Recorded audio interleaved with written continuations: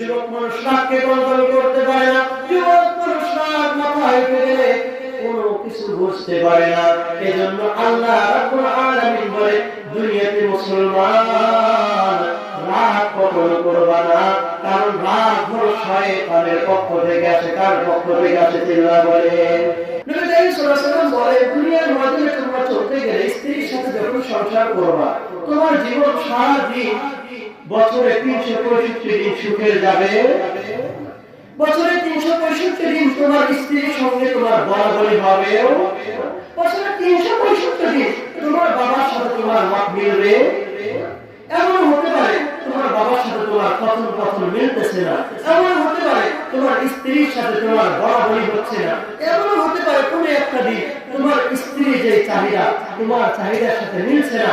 যদি দুজনেই কথা বলতে বলতে অগ্নিসর্গ হয়ে যাও, যদি দুজনেই কথা বলতে বলতে রাগান্বিত হয়ে যাও, ও আমার উম্মতেরা, ও বেলতলের মানুষেরা, তোমরা শুনে রাখো, তোমাদের যখন রাগ উঠে যায়, যখন মাথার উপর গোসা চেপে বসবে, শয়তান যখন মাথার উপর আসন গেড়ে বসবে, একটা আমল করবা, তোমাদের রাগ সাথে সাথে দূর হয়ে যাবে। এই আমলটা আমরা শিখতে চাই কিনা বলে? শিখতে চাই না? কারণ আমরা তো সবাই চাই আমাদের সংসারটা সুন্দর হোক। আমরা তো সবাই চাই আমাদের ছেলে মেয়েদের সাথে আমরা এই হট্টগোল ঝগড়া বিবাদে না জড়াই। আমরা তো চাই সারা জীবন মৃত্যু পর্যন্ত স্ত্রীর সাথে কোনো যেন ঝগড়া বিবাদ মনোমালিন্যতা না আসে। এটা আমরা চাই কিনা বলেন? আল্লাহ রাসূল বলেন, যদি তুমি চাও যখন তোমার রাগ উঠে যাবে, যদি তুমি খাটের উপর থাকো, সাথে সাথে খাট থেকে নেমে মাটির উপর দাঁড়াও, খাট থেকে নেমে ফ্লোরের উপর দাঁড়াও। আপনার স্ত্রী এটা করতে না পারে, আপনি কি আর করবেন? আমার রাগ হয়ে গেছে, আমার আওয়াজ বেড়ে গেছে, সাথে সাথে খাটের উপর থাকলে মাটির উপর মাটির উপর দাঁড়িয়ে থাকলে আল্লাহ রাসূল বলেন, বসে পড়ো।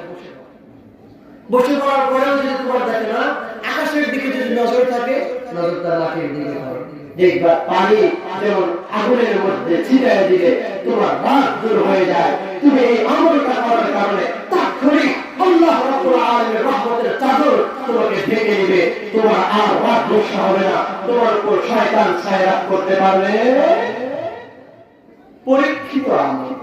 যখন আমরা রাগ করি, এটা ফেরেশতার পক্ষ থেকে।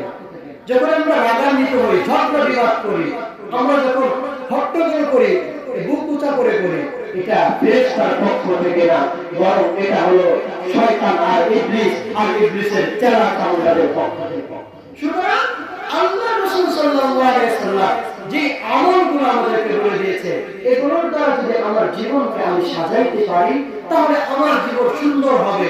আমার স্ত্রীর সাথে বড় ধরনের মনোমালিন্য হবে, আমার সন্তানের সাথে বড় ধরনের কোনো বিবাদ হবে, হালকা ছিটাফোটা এরকম তো থাকতেই পারে, কিন্তু বড় ধরনের কোনো অ্যাক্সিডেন্ট হবে।